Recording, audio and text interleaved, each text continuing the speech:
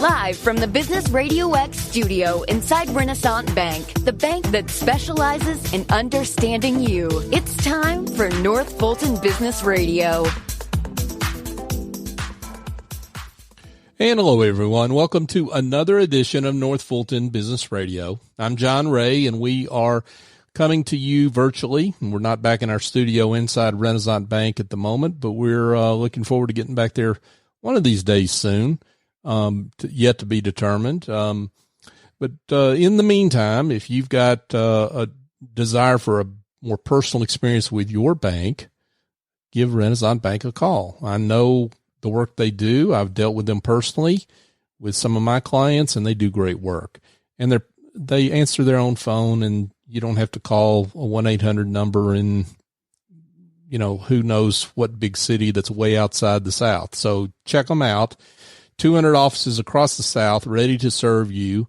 Go to renaissancebank.com, find one of those offices, and go give them a call, make an appointment. That's what you have to do to get in the branch, but they're happy to see you. You just have to make an appointment. renaissancebank.com is the site. Renaissance Bank, understanding you, member FDIC. And now I want to welcome Bruce Peoples, and Bruce is with Peoples Marketing Insights. Bruce, welcome. Thank you, John. It's good to be here. Great to have you. So tell us a little bit about you and People's Marketing Insights. How do you serve the market out there? All right. I appreciate that. Basically, John, companies or brands hire me to find out what their customers really think about their brands, products, or services.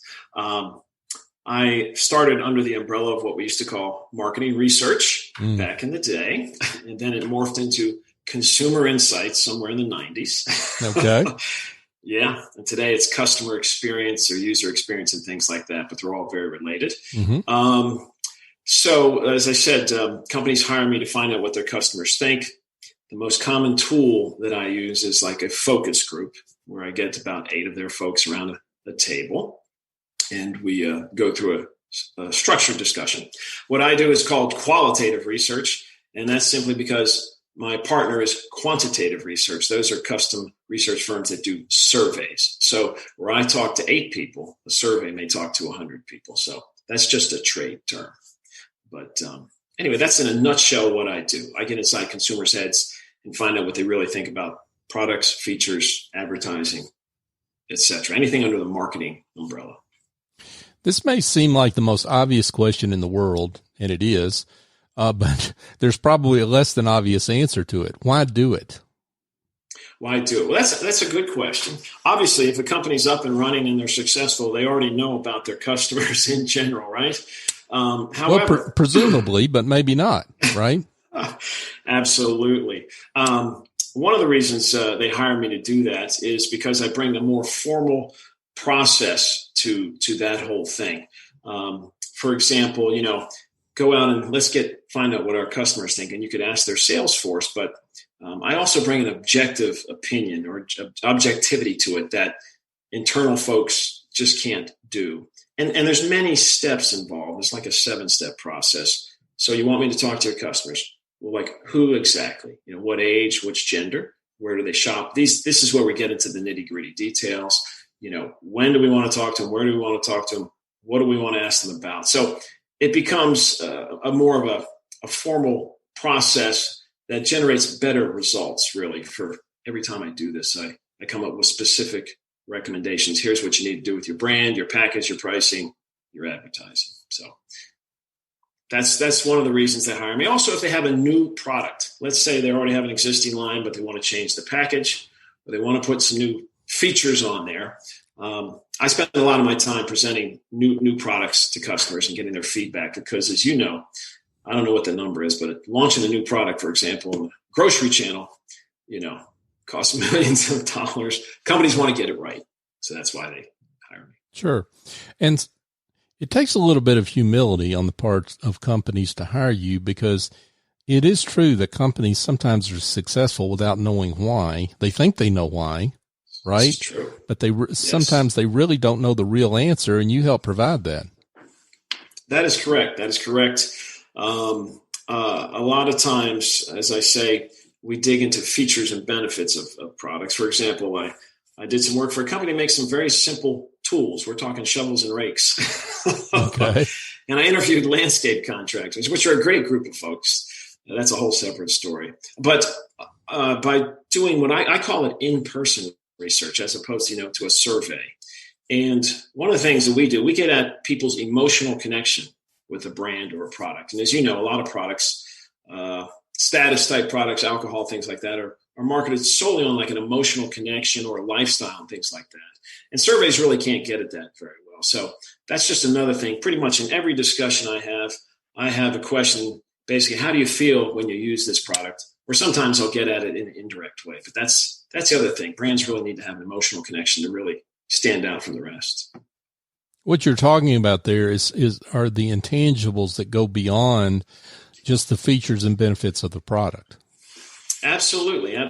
So I spent my whole life in branding. I started out in consumer products at Legs, not because I was an expert in pantyhose, but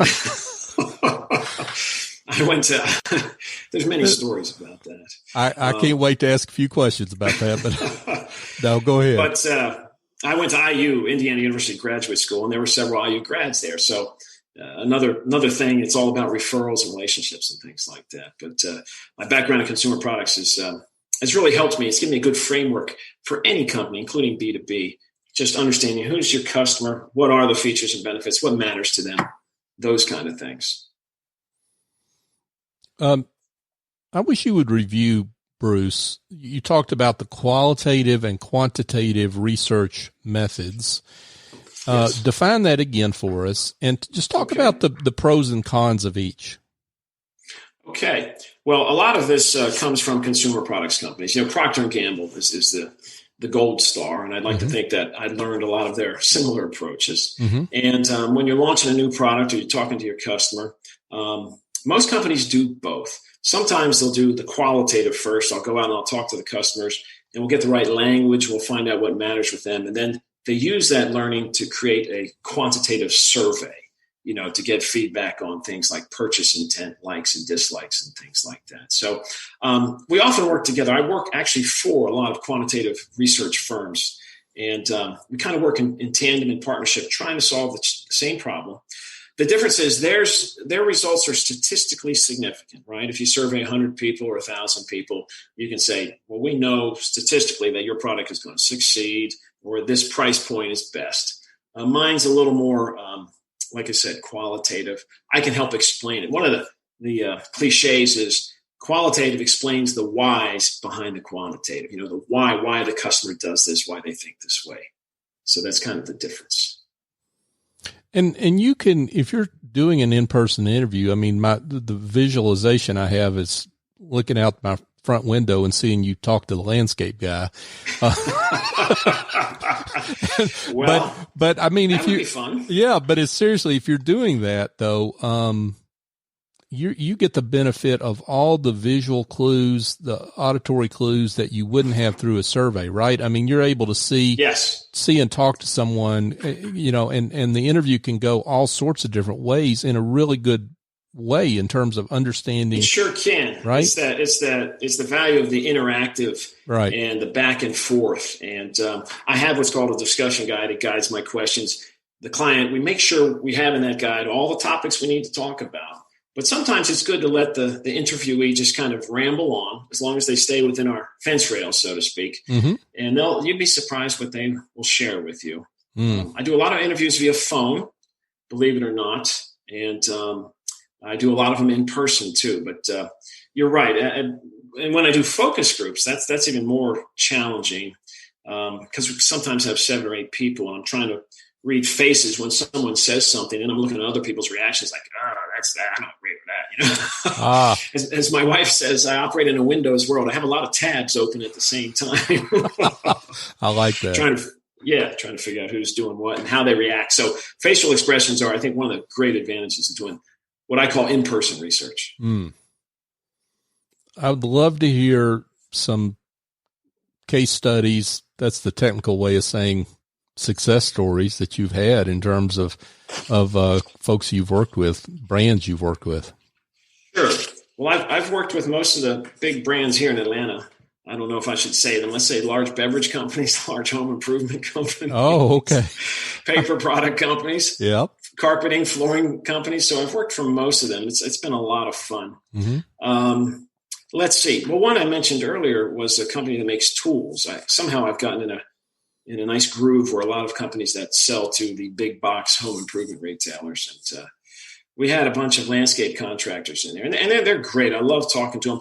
You know, and that falls under the umbrella of business to business, because it's really one business selling to another business. But a lot of those folks really love to be heard. They're flattered that, you know, the company, and they try and guess who's sponsoring it, but they're really flattered that someone wants to hear their opinion and get their input on making some new products. And so in this case, very mundane products. You know, when the client came to me and said, "I've got shovels and rakes," and I'm thinking, this is going to be real exciting.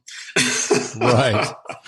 But the reality was, it was great. I mean, when you live with a shovel and rake all day, every little feature and benefit becomes very important to you.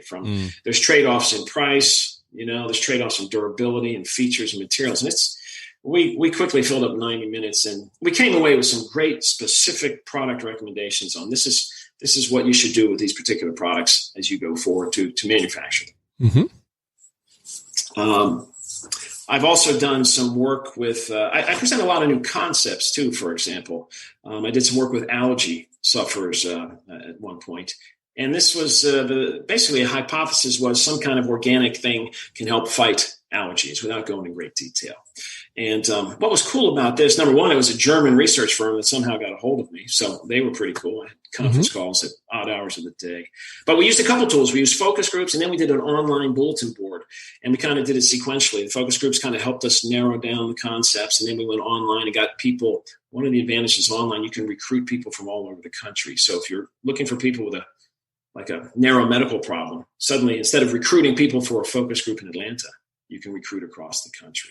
So that was great. It really helped them narrow down concepts and help them focus on what would be the best product to make going forward. What are some other ones? I love talking to local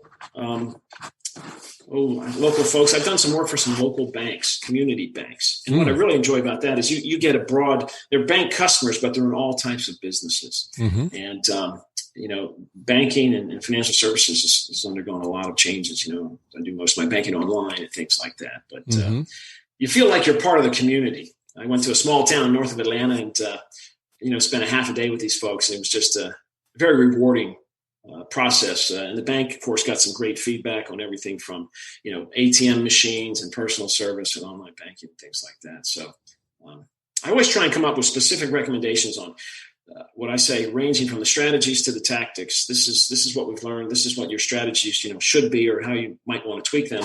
And then sometimes specific tactics. This is what your signs or advertising should say, or this is what your packaging should look like. So I've been very fortunate to have a wide variety of clients, consumer and business to business, and it makes the job very interesting. Folks, we're here with Bruce Peoples, and he's with Peoples Marketing Insights. You mentioned your background in consumer products, but you mentioned B2B in there as well in terms of the clients you currently work with. So, how does your work differ in a B2B context versus consumer? That's a great question, John, because my wife is also in marketing. Excuse me. I met her at Hanes, and she was working in underwear, but that's a whole different story. You've got some interesting stories. We're going to have to talk offline, I think. Actually, I believe the framework for marketing is very similar. You have to know who your target audience is. You have to know what their needs are. And then you design business to business, it could be products or services, to meet those needs. And I'm sorry, how did you phrase your original question again, John? Well, just the difference between different dynamics that are going on consumer versus B2B. Yes. Okay. Well, when I started out in consumer products historically, and still has a lot more data. They have what we call Nielsen retail scan data. You can know exactly how much your product, how much you sell in different accounts and things like that. a lot of consumer products and stuff are sold directly to consumers. So B2B has a little bit less data. And then B2B, you're often dealing with like a buyer or, procurement manager who buys, let's say, widgets for a whole company. So it's a different audience. But one of the things I learned is that those folks also have emotional needs, believe it or not, as we talked about consumers being emotionally connected. A buyer, his or her emotional needs are they want to feel confident that the product you're selling them is not going to keep them up at night, that it's reliable, that it fits in with all that they're doing. So that's one of the fundamental differences.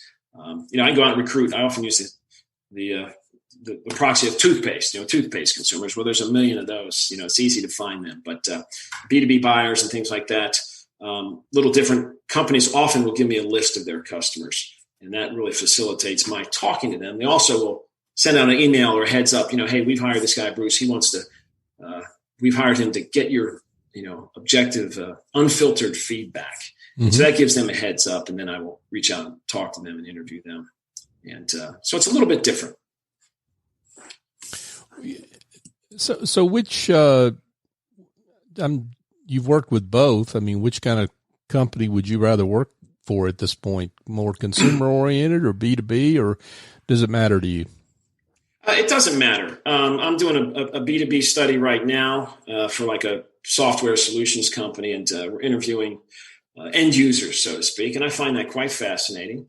Consumer products is maybe a little bit more fun. I mean, sometimes I'll show packaging or I'll show advertising and things like that. But to me, it's the same challenge. It really just depends on the client. I have one client that came to me years ago, and they make giant fans that ventilate mines. So we're talking a fan that actually sits on top of a mine. It can be 1,000 horsepower. So he came to me, and of course, I knew absolutely nothing about giant fans. But, I quickly learned they invested some good time training me and talking about their products. And I interviewed miners and procurement managers. I interviewed people up in Canada, 1,000 miles north of the border with a mine that's 8,000 feet deep.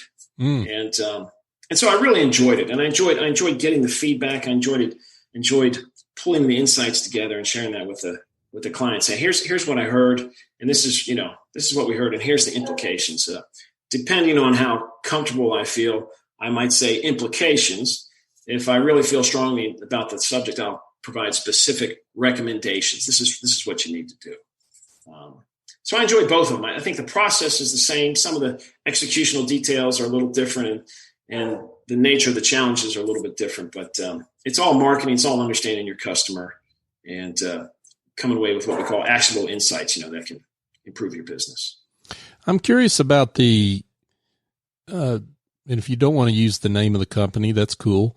But after doing a research project, the most surprising finding that you had that was totally out of the blue from what this company's maybe perception of their customers' feeling about their product or service was? Well, that's a tough one to come off the top of my head. But I can tell you, I did some research, and this is where it gets fun, for a craft beer company. Mm-hmm. This is one of the top 15 craft beer companies. So they're a strong regional presence. Owned by an entrepreneur, or headed up by an entrepreneur, and craft beer has gotten very creative. Mm-hmm. And they have some serious challenges, craft beers, because it used to be flavor of the month, but now there's consolidation and things, and they really have to define what does a brand mean. And they were very passionate about this one particular product. So we did some focus groups in their sort of home region, but then we went to the fringes of where they have distribution, where they hope to, move across the country and grow. And we found, let's just say the product didn't meet the expectations that the company had hoped. Oh, wow. And and they were very passionate about this product. They have a great product. And this happens a lot, as companies will create a product and then they kind of figure out how to sell it. Now, this company has lots of other brands or flavors that, they're very successful with. But I think they were disappointed in our findings. But, we went through it in a good process. Everything we did leading up to that was approved and structured. We asked the right questions. And we actually gave a little tastes, which you're allowed to do briefly, 4 ounces or less. So sometimes, you don't always get good news, right? But it's in the long run, you need to know what your customers think. You don't want to spend a lot of money, for example, rolling out a product that the reality has, they're not passionate about. So for sure. Yeah. Folks, we're speaking with Bruce Peoples, and he's the owner, founder of Peoples Marketing Insights. So, Bruce, sounds like you've been working with some pretty sizable clients. Mm-hmm. If I'm a small to mid-sized business, is there room for me? How do you work with a business like mine? And that's a great question, John. There sure is. There's a lot of ways. Well, first of all, I enjoy working with small businesses, especially if they're marketing oriented or customer oriented. So, like I said, the easiest tool I have is a phone interview. So, small businesses.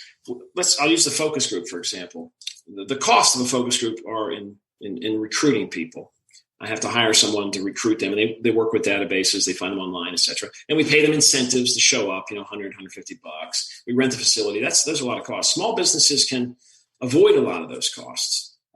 They can give me names. There's no recruiting costs. If they give them a heads up, I can call the customers. Mm-hmm. If they want to share a conference room, if they're on the location, they can bring customers together and that kind of thing. We still apply the same discipline process to the whole thing, but we don't have to spend money on those kind of expenses. And, they can bring their own food in, so to speak, that kind of thing. And so, like I said, I've done some work for some community banks here, and we did that instead of a facility, an office building. We went to a banquet facility, and they knew the folks. We served people lunch. We had a great discussion. So there are ways we can do it without the big expenses. And then, of course, online now is very easy too. Even Zoom really technically doesn't cost anything other than my basic membership.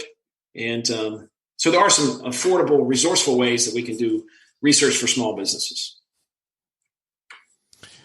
Well, Bruce, this has been great. You've really, I think, given folks a lot to think about in terms of maybe doing this kind of work and the advantages of doing this kind of work. So let's ask the most important question, which is for those that would like to be in touch with you and inquire more about your services, tell them how they can do that. Yeah, well, great. Well, I have a website. It's called peoplesmarketinginsights.com, and I have some case studies on there. And then, of course, my email address is bruce@peoplesmarketinginsights.com.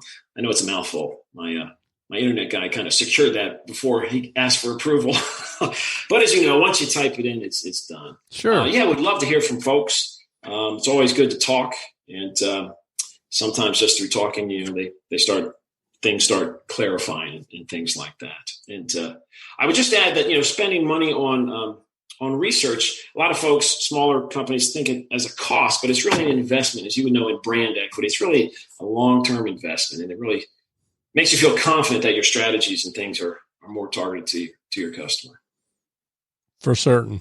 Good words from Bruce Peoples with Peoples Marketing Insights. Bruce, thanks so much for being with us. Thank you, John. I appreciate the opportunity. I've listened to several of your podcasts, a couple people on there that I know, which is great. And you came on anyway, so thank you. I know. Thank you for that. I know, but you provide a great service. It's the business world and the tools that we use are constantly changing. As we know, this year is unprecedented. Yeah. So just having these conversations is very, very helpful to all your folks, all your listeners. Well, thank you. I appreciate that. Again, thanks for coming on and sharing your insights with us. My pleasure. And I enjoyed it very much. Thank you. Thank you. Folks, if you've got some problems that involve administrative tasks that you need to get off your desk, you've got some bookkeeping, maybe your books are in a total mess. Maybe you've got receipts in a Nike box. Well, I got news for you. There's an answer, and it involves picking up the phone and calling S.E. Escobedo at Office Angels. She's the chief executive angel over there at 770-442-9246. You can also go to officeangels.us. They've been operating virtual since the beginning of their business 18 years ago. And so Essie listens to your problem. She picks the best angel in her team of heavenly angels that will come in, fly in, get the job done, and fly right back out. So give her a call and tell her I sent you, and I can personally recommend her because I use her services myself for my business. So she's awesome. Folks, just another quick request, if I can. We would love it if you would go on your favorite podcast app where you can find this show. North Fulton Business Radio is a search term. And we would love it if you would rate and review us, give us a 5-star review. It's not about us, I quickly add. It's about promoting the guests that we have on this show, because that's what our show is all about, is promoting the good work of our guests like Bruce that we've had on this show. So if you could do that, we would really appreciate that. We're on all the major podcast apps. I won't go down the list, but we're on all of them. North Fulton Business Radio.